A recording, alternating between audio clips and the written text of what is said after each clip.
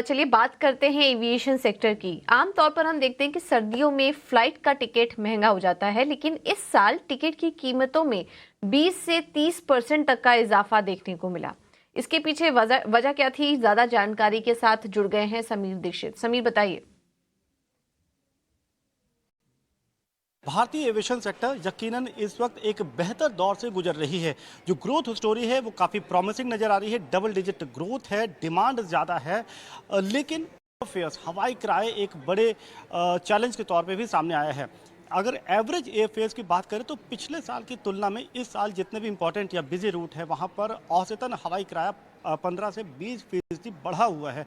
मसलन दिल्ली मुंबई, दिल्ली चेन्नई या दिल्ली कोलकाता, ऐसे रूट पे पिछले साल की तुलना में इस साल जो हवाई किराया है वो बढ़ा है। 4,500-5,000 रुपये का एवरेज एयर फेयर है।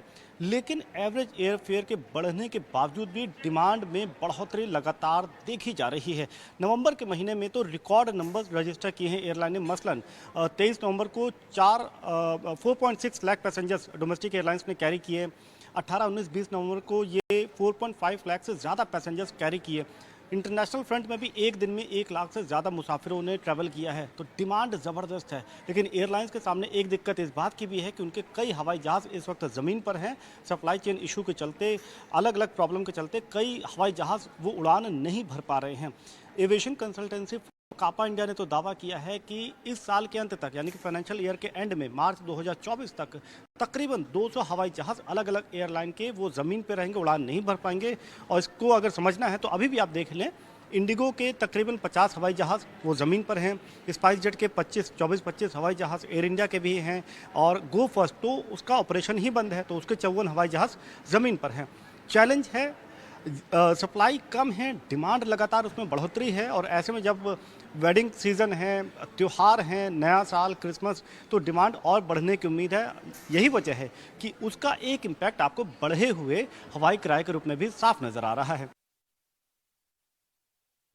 ओके, बहुत बहुत शुक्रिया समीर आपका ये सारी जानकारी हमारे लाने के लिए। तो हवाई किराए में तो बढ़त हो ही रही है, लेकिन उसके बावजूद डिमांड में भी बढ़ोतरी उतनी ही दिखाई दे रही है।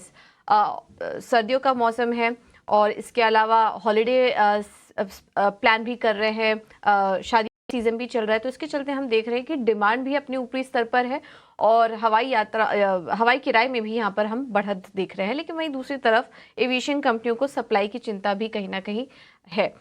लेकिन उसके बावजूद हम देख रहे हैं कि यहाँ पर इंडिगो आज हरे निशान में कारोबार कर रहा है। करीब करीब आधे % से ज़्यादा की मजबूती इस स्टॉक में दिख रही है।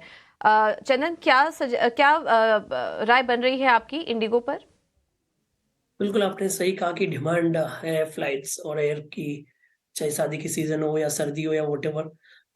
बट ओवरऑल आप देखोगे इस काउंटर में स्ट्रेंथ है। आप इस साल भी देखिए तो 35% का मूवमेंट बना है और लगातार पिछले 4-5 साल में काफ़ी अच्छा रन अप बना है।